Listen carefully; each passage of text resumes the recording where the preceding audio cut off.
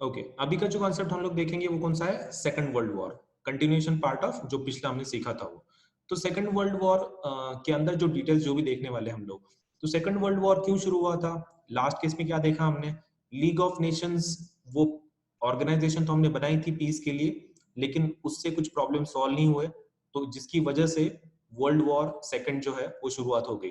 और एक रीजन क्या था उसको? वो जो ऑटोक्रेटिक रेजिम्स जो बनी जर्मनी में, इटली में, तो उसकी वजह से भी प्रॉब्लम तैयार हो रहे थे, इसलिए सेकंड वर्ल्ड वॉर हुआ। अब जैसे हमने वर्ल्ड वॉर वन पढ़ा है कि उसका पीरियड कौन सा है, उससे क्या हुआ, वही फिर से हम लोग सेकंड वर्ल्ड वॉर के लिए भी करने वाले हैं। तो इसका पीरियड क्या है? 1939 टू 1945। तो ये दो पीरियड के बीच में वॉर हुआ था। तो पहला वॉर कौन सा है? वर्ल्ड वॉर वन का पीरियड क्या था? 1914 टू 1918, 14 से लेके 18 तक, ठीक है, 1914 से 1918 तक। और ये कहां से कहां तक है? 39 टू 45। कुछ बच्चे कंफ्यूज हो जाते हैं, मतलब 45 लेते हैं और उनको यहाँ पे कंफ्यूज होता है 39 है कि 40 है। तो वो ध्यान में रखो, वो 40 वाला नहीं है, वो पहले वाला है, मतलब वो 5 से डिवाइड नहीं जाता है, ठीक है, वो ध्यान में रखना है। ये 45 होने की वजह से बच्चे जनरली 40 लेते हैं यहाँ पे, बट 40 नहीं है। कितना है वो? 1939। तो 1939 से 1945 तक सेकंड वर्ल्ड वॉर हुआ था। सेकंड पॉइंट, ये फार मोर डिस्ट्रक्टिव था वर्ल्ड वॉर वन के कंपैरिजन में। ऑब्वियसली वर्ल्ड वॉर वन के वक्त जो टेक्नोलॉजी थी, वो कब, किस कौन से पीरियड की बात कर रहे हैं हम लोग? 1914 टू 1918। चलो तुम 20 पकड़ के चलो, ठीक है, 1920 पकड़ के चलो, वो बाकी के बीच में के 2 साल भूल जाओ तुम। तो 1920 से लेके सेकंड वॉर कहाँ हुआ? 1939 में। इसको 40 पकड़ लो तुम, तो कितने साल का डिफरेंस हो गया? 30 एंड 40, 20 साल का। 20 साल में बहुत टेक्नोलॉजी का डेवलपमेंट होता है, वो ध्यान में रखो। इसलिए वर्ल्ड वॉर टू जो फाइट किया गया, उसकी टेक्नोलॉजी इतनी एडवांस थी वेपन्स की, कि डिस्ट्रक्शन वर्ल्ड वॉर वन के कंपैरिजन में बहुत ज्यादा हो गया। तो वर्ल्ड वॉर वन के कंपैरिजन में वर्ल्ड वॉर टू में ज्यादा डिस्ट्रक्शन क्यों हो गया? क्योंकि टेक्नोलॉजी बहुत एडवांस थी, वेपन्स की टेक्नोलॉजी बहुत एडवांस थी, और ऊपर से कंट्रीज भी जो इन्वॉल्व थे वो बहुत ज्यादा पावरफुल थे, जिसकी वजह से भी डिस्ट्रक्शन ज्यादा हो गया। अब वो तो तुमको बताने की जरूरत नहीं है, वो मरने वाले, वो तो मरेंगे, तो मरेंगे ही, लॉस ऑफ लाइफ तो हुआ ही था, इकोनॉमिक लॉसेस भी हो गए। तो more widespread than world war one. WW1 मतलब क्या? World war one. तो वर्ल्ड वॉर वन से ज्यादा वाइड स्प्रेड था ये। वाइड स्प्रेड का मतलब क्या है? बहुत सारे कंट्रीज इन्वॉल्व थे। मतलब वर्ल्ड वॉर वन में जितने कंट्रीज इन्वॉल्व थे, उससे ज्यादा कंट्रीज इन्वॉल्व थे किसमें? वर्ल्ड वॉर टू में। वो तुमको ध्यान में रखना है। एंड मोर एडवांस टेक्नोलॉजी, वो तो तुमको ऑलरेडी बोला मैंने, टेक्नोलॉजी काफी एडवांस यूज की गई थी, जिसकी वजह से बहुत ज्यादा लॉस हुआ था। Participating countries faced economic crisis. ये जो पहले वर्ल्ड वॉर में हुआ कि जीतने वाले और हारने वाले दोनों का नुकसान हो गया, वैसे ही सेकंड वर्ल्ड वॉर में भी बहुत सारी इकोनॉमिक क्राइसिस आ गई। इकोनॉमिक क्राइसिस मतलब क्या? बहुत सारी कंट्रीज की जो इकोनॉमी है, अर्थव्यवस्था है, वो खराब हो गई। वॉर की वजह से बहुत सारा पैसा उसमें गया, फिर बर्बादी हो गई बहुत सारे रिसोर्सेस की, बम से, सभी वेपन्स से, जिसकी वजह से सभी कंट्रीज प्रॉब्लम फेस कर रही थी। अब जैसे मैंने तुमको वो वर्ड ध्यान में रखने के लिए बोला है, वहां पे कौन से पावर्स थे? Allied and central powers, AC को ध्यान में रखने को बोला है। और वहां पे कंट्रीज किसका ग्रुप याद रखा था हमने? अलाइड का। तो जिसका हमने निमोनिक्स क्या बोला था? Be fair, right, be fair. वैसे ही इन ग्रुप्स को भी ध्यान में रखेंगे हम लोग। पहले ग्रुप का डिवीजन ध्यान में रखो, फिर कंट्री का डिवीजन ध्यान में रखेंगे। तो ग्रुप का जो डिवीजन है वो कौन है? Allied and axis powers, allied power and axis power. मतलब पहला वर्ड सेम है, अलाइड अलाइड, कौन सा वर्ड चेंज हो गया? सेकंड वाला वर्ड चेंज हो गया। वहां पे सेंट्रल था, यहाँ पे कौन है? एक्सिस है, एक्सिस पावर। तो ए, वो ध्यान में रखो। वहां पे कौन है? एसी, यहाँ पे कौन है? ए।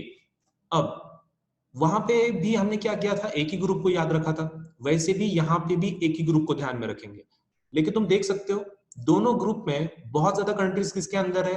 अलाइड के अंदर है। तो तुम बहुत सारी कंट्रीज, इंडिया, ऑस्ट्रेलिया, ये कहाँ पे घुसे वाले हैं? अलाइड पावर्स के अंदर। तो हम कौन सा ध्यान में रखेंगे?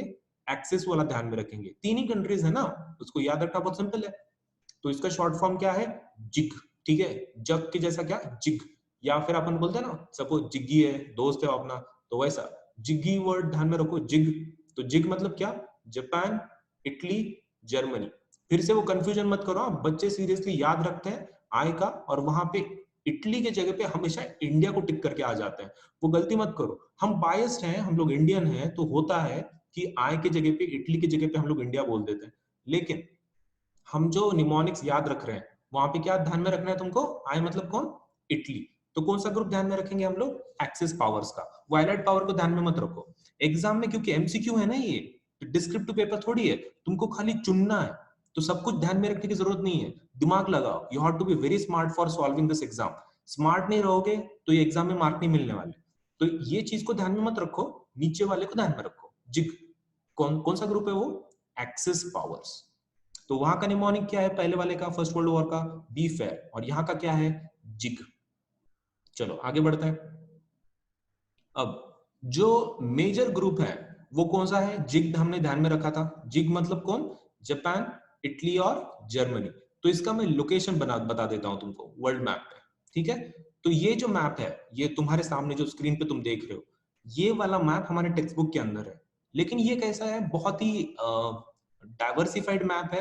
तो एग्जाम के अंदर इसके ऊपर ज्यादा क्वेश्चन नहीं पूछेंगे, ठीक है? क्योंकि सभी कंट्रीज का नाम ध्यान में रखने की जरूरत नहीं है। लेकिन तुमको एटलीस्ट वो जो एक्सिस पावर जो तुमने ध्यान में रखी है, वो Germany, Italy and Japan, at least उनका लोकेशन पता होना चाहिए तुमको। तो जापान का पहले देखते हैं। जापान का लोकेशन ये वाला है, तुम देखो, ये रहा इंडिया। इंडिया का लोकेशन तो एटलीस्ट तुमको पता होगा, इंडियन ओशन के ऊपर इंडिया, इंडिया के ऊपर नेपाल, उसके ऊपर चाइना, ठीक है? चाइना के एग्जैक्ट बाजू में नॉर्थ एंड साउथ कोरिया, भाई बहन, ठीक है? और उसके बाजू में है जापान, ठीक है? तो जापान कहाँ पे पड़ता है? चाइना के बाजू में, ठीक है? वो एक कंट्री का लोकेशन हो गया। अब दूसरे दो कंट्रीज कौन से रह गए हमारे? तीनों में से जिग है ना वो, जापान हो गया, इटली और जर्मनी का लोकेशन चाहिए। लेकिन जर्मनी और इटली कहां पर है? ये यूरोपियन कॉन्टिनेंट है, ये एशियन कॉन्टिनेंट है, ये अफ्रीकन कॉन्टिनेंट है नीचे वाला, और उसके ऊपर कौन है? European continent.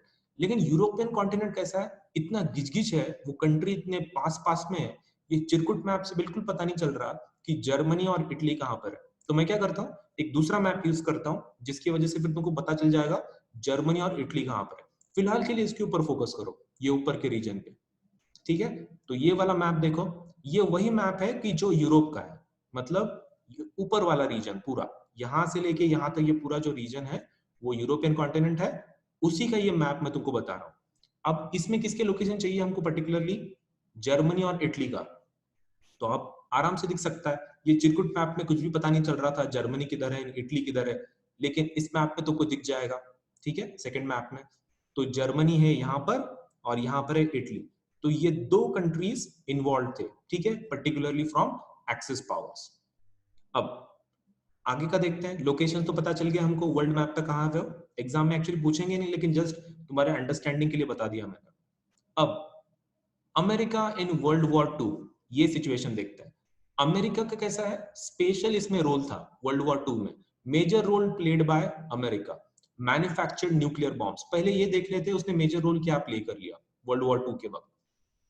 तो अमेरिका इतना होशियार कंट्री है, अमेरिका कौन से ग्रुप से होगा? एलाइड पावर से, राइट? लेकिन तुमको ये बता दूं, अमेरिका का पहले लोकेशन देख लो, वो कहां पर है। अमेरिका कहां पर है? ये वाला is America, United states of America, मतलब कौन? ये अमेरिका जिसकी बात कर रहे हैं हम लोग। तो उसका लोकेशन देख लो कहां पर है वो। दूसरे कॉन्टिनेंट में, वो नॉर्थ अमेरिका में है वो, मतलब ये रहा एशिया। ज्यादा वॉर किधर फाइट किया गया? यूरोप में। और वो अमेरिका किधर है? इधर है। अमेरिका ये वर्ल्ड वॉर टू में उसका स्पेशल रोल क्या है? तो वो क्या करता था, वो एलाइड पावर्स को भी सब प्रोवाइड करता था, मतलब पैसे, तुम्हारे एमिनेशन, एवरीथिंग। और ऊपर से ये एक्सिस पावर्स को भी ये सभी चीजें देता था, मतलब पैसा, गोला बारूद, सब कुछ। मतलब यूनाइटेड स्टेट्स क्या कर रहा था? दोनों तरफ से पैसा कमा रहा था। वो एलाइड पावर्स को भी हेल्प कर रहा था, वो एक्सिस पावर्स को भी हेल्प कर रहा था। क्यों? क्योंकि तुम देखो, उसको क्या चाहिए था? खाली पैसा चाहिए था, प्रॉफिट। तो ये वॉर के वक्त क्या हो जाता है, सभी कंट्रीज को बहुत सारे सामान की जरूरत पड़ती है। तुम देखो ना, अभी कोरोना का जो सिचुएशन है, लॉकडाउन का, जिसकी वजह से क्या हो गया, हमारे को सामान की कितनी किल्लत हो रही है। कोई भी सामान मांगने को जाओ मार्केट में तो इतना सारा रश है, डिमांड कितनी ज्यादा है, ठीक है? तो वैसे ही वॉर के वक्त भी सेम सिचुएशन होती है, सामान ही नहीं मिलता। क्यों? क्योंकि मैन्युफैक्चरिंग नहीं होता। और उसी वक्त क्या हो रहा था, अमेरिका क्या कर रहा था, जिसको जिसको सामान की जरूरत है वहां पे बेच रहा था वो। क्यों? प्रॉफिट के लिए, बहुत सारा पैसा कमा रहा था उससे वो। और अमेरिका में प्रोडक्शन क्यों पॉसिबल हो पा रहा था? बाकी की कंट्रीज के पास कुछ नहीं और अमेरिका के पास कैसे था? तो अमेरिका का लोकेशन देखो ना तुम, कहां पर है वो? पूरा दूसरे कॉन्टिनेंट पे, यहाँ पे वॉर ही नहीं हो रहा था। मतलब अमेरिका एकदम सेफ था, कुछ भी नहीं हो रहा था उसको, कुछ टेंशन नहीं, खाली क्या करने का, सामान बनाने का, पैसे कमाने का। तो ये उसका लॉजिक चल रहा था, इसलिए अमेरिका दोनों साइड को प्ले कर रहा था, इसलिए उसका स्पेशल रोल है वर्ल्ड वॉर टू में। एक्चुअली वो वर्ल्ड वॉर टू में घुसता भी नहीं था। हमने क्या बोला है, अमेरिका का कहां पे बताया है सिचुएशन? तुम देखो, अमेरिका कहां पर डाला गया है? एलाइड पावर्स केस के। एक्चुअली वो पहले वॉर में घुसा ही नहीं था, क्योंकि तुमको पता है उसका लोकेशन इतना सेफ था। दोनों साइड से क्या है, पानी है, उसके ऊपर किधर से भी अटैक नहीं कर सकते थे, ठीक है, इसलिए वो काफी सेफ था, नो प्रॉब्लम एट ऑल। फिर भी हमने कौन से ग्रुप में डाला है उसको? एलाइड पावर्स के ग्रुप में डाला है। हमको वही देखना है कि एलाइड पावर्स में घुसा क्यों वो इसलिए घुसा था क्योंकि वहां पे एक बार जापान ने अटैक कर दिया था। ये जो जापान है ना, इधर के साइड से, ये वर्ल्ड मैप है, अगर तुम इधर के डायरेक्शन से जाओ, ईस्ट के डायरेक्शन से, तो तुम यहाँ पे अटैक कर सकते हो। तो मेन लैंड पे तो अटैक नहीं कर पाया जापान, लेकिन उसने अटैक किया पर्ल हार्बर पे। और जब वो अटैक हुआ पर्ल हार्बर पे, अमेरिका इतना चिढ़ गया, मतलब वो फर्स्ट टाइम था ना कि कोई कंट्री उसके ऊपर अटैक कर रही है। अभी तक एकदम सेफ था, खाली पैसे कमा रहा था वो, लेकिन जापान ने कर दिखाया वो चीज जो इम्पॉसिबल थी। तो उसने वॉर करके दिखाया, अटैक करके बताया अमेरिका के ऊपर, और अमेरिका इतना चिढ़ गया कि वो वॉर में उतर गया। और ऑब्वियसली वो किसके अपोजिट जाएगा? जापान के अपोजिट। और जापान कौन से ग्रुप में था? एक्सिस पावर्स के। तो वो तुमको ध्यान में रखना है कि अमेरिका अलाइड पावर्स के साथ क्यों गया, क्योंकि एक्सिस पावर्स में जापान था जो उसका दुश्मन था। तो वो तुमको ध्यान में रखना है। किसको ज्वाइन हो गया अमेरिका फिर? अलाइड पावर्स को। तो इनिशियली उसका कोई ये नहीं था, मतलब कोई इंटरेस्ट नहीं था कि वॉर में आ जाए बोल के, लेकिन उसको उतरना पड़ा क्योंकि उसके ऊपर अटैक हो रहा था। अब इससे हमको क्या पता चलता है कि उसका मेजर रोल किसने प्ले किया? अमेरिका ने, क्योंकि वो दोनों तरफ बेच रहा था प्रोडक्ट्स, मतलब दोनों ग्रुप्स को। तो और ऊपर से उसका और एक रोल क्या है, उस वक्त ना सभी लोग ट्राई कर रहे थे कि न्यूक्लियर बम बनाए। तब न्यूक्लियर बम बनाने की टेक्नोलॉजी अवेलेबल नहीं थी। तो वो क्या कर रहे थे, सभी कंट्रीज वो अपना अपना न्यूक्लियर बम बनाने की कोशिश कर रहे थे। बॉम्ब बनाना आसान है, लेकिन न्यूक्लियर बॉम्ब बनाना बहुत हार्ड है। वो रिएक्शन को कंट्रोल करना, उसको सपोज एनकेस रखना, उसको डेटोनेट करना ठीक से, बहुत हार्ड बात होती है। तो इसके लिए ये टेक्नोलॉजी किधर भी अवेलेबल नहीं थी। हर एक कंट्री ट्राई कर रही थी कि वो पहले न्यूक्लियर बॉम्ब बनाए, लेकिन सबसे पहले न्यूक्लियर बॉम्ब किसने बनाया? अमेरिका ने बनाया। तो अमेरिकन जो साइंटिस्ट है वो इतने होशियार थे उस टाइम के ऊपर कि उन्होंने सबसे पहले एटॉमिक बॉम्ब्स बनाए, न्यूक्लियर बॉम्ब्स बनाए। और वही बॉम्ब के साथ उन्होंने किसके ऊपर गिराए वो बॉम्ब? हिरोशिमा एंड नागासाकी पे। ये कहाँ के सिटीज हैं? जापान के। तो जापान ने जो वो अटैक किया था, उसका आंसर उन्होंने एटम बॉम्ब से दिया। मतलब उनको क्या चाहिए था? ऐसा वॉर चाहिए था जिसके अंडर एक ही बार या फिर दो बार अटैक करे और दुश्मन गिर जाए। उनको ऐसा नहीं चाहिए था कि सालों सालों वॉर चल रहा है और फिर भी नहीं जीत रहे हैं। अमेरिका ने क्या किया, एक ही बार उतरा, एक ही बार में सबको शांत कर दिया। तो वो किससे हो पाया? न्यूक्लियर बॉम्ब से हो पाया। और उन्हें किधर गिराया? हिरोशिमा एंड नागासाकी पे। तो ये लोकेशंस तुमको पता होनी चाहिए, and plus the dates. Exam में तुम्हारे को टेक्स्ट बुक में ये डेट्स दिए गए हैं, तो ये डेट्स जरूर आएंगे, ठीक है? तो कंफ्यूज मत करो, पहले हिरोशिमा बाद में नागासाकी। बच्चों को वो भी कंफ्यूज होता है कि पहले कौन। तो हीरो पहले, हीरो मतलब कौन? हीरो की एंट्री कब होती है? पहले होती है, ठीक है, हीरो की एंट्री हमेशा पहले होती है। और उसके बाद कौन है? नाग आता है। नाग मतलब कौन? अपना सांप, दैट मीन्स विलन। तो विलन की एंट्री कब होती है? बाद में होती है। तो सबसे एंट्री पहले किसकी? हीरो की, बाद में नाग की। और डेट जो है वो कैसे ध्यान में रखेंगे?